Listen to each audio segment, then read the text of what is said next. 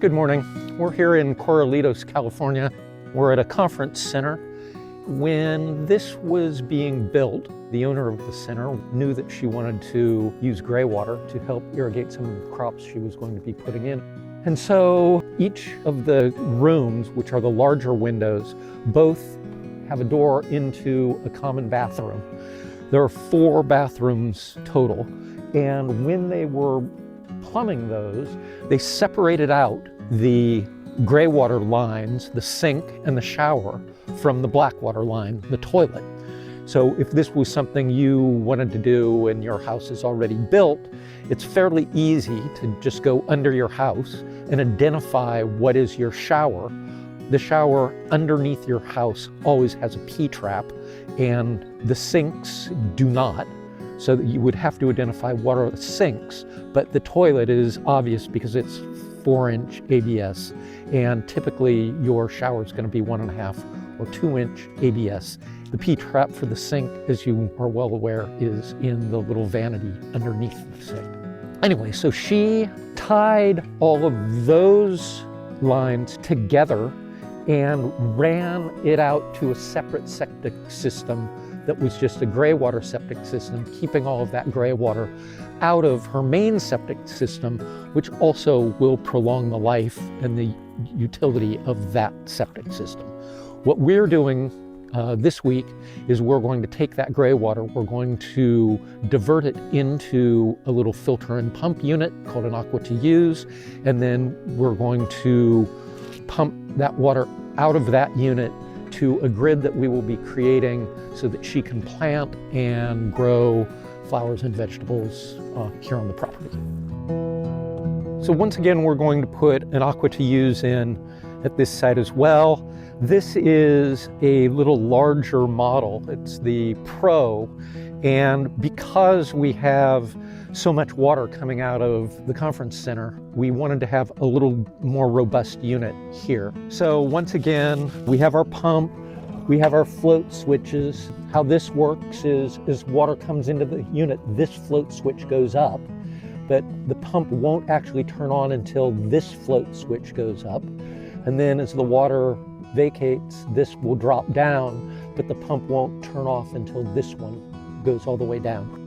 These are the filters, and they will just be stacked. And you can see these first ones, the mesh is a lot looser, but it comes down until it gets very fine here. And so these will catch the bigger pieces of hair and scum that's coming out off of the soap, and then finer and finer things will be captured. I would say every 4 to 6 months, I will be coming out. These just pull out very easily. And then I just rinse these with a hose. I will just take a hose and rinse all of that off into, my plant landscape. And, I'm not going to be harming the landscape in any way by doing that. And so it's just very easy. But it is something you should be aware that every 3-4 months, you may have to come out and you've got that added little chore if you're going to go with this system. I've got to drill a couple of holes in this. My intake will come in through one of them, and the overflow will be just a hair lower. The way we control that is in the bottom of this, there's a little hole, and as this lid sits on top, there's this little ball, and you can see written on here, it says Graywater to filter, meaning to the pump, and Graywater to overflow.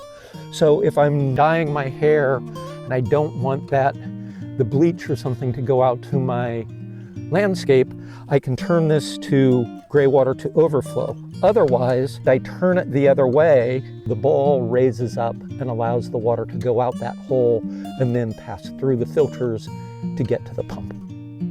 So this is the pipe that the Graywater is passing through. So I've uncovered it here.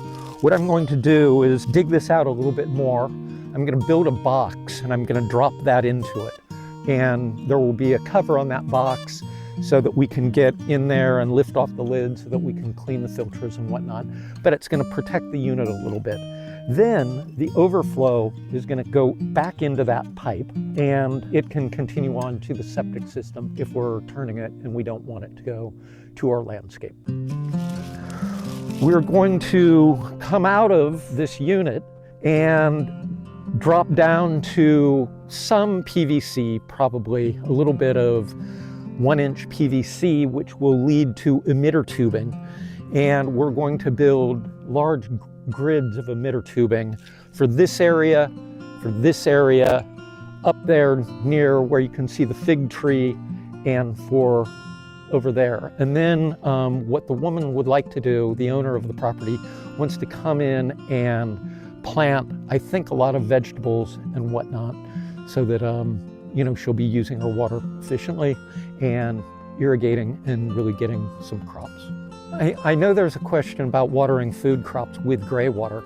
The rule of thumb typically is to grow things that grow up off of the ground. So if you had tomatoes or bell peppers or something like that, the water needs to pass into the stalk, the roots, and then the stalk of the plant before it actually gets to the fruit. And so the plant itself, not to mention any microbes and whatnot that might be living in the soil, are going to be eating away at whatever's in that water prior to it getting into the plant itself. The real question comes when you want to grow something like beets or potatoes, where you actually have your plant, your fruit, your vegetable in the soil. And so there, again, I would feel that the microbes in the soil and whatnot are going to eat away at anything that might be in that water. But the other point is that we put all kinds of chemicals and pesticides and things like that into our, to irrigate our crops anyway. And I don't know that the Graywater is more toxic than the pesticides.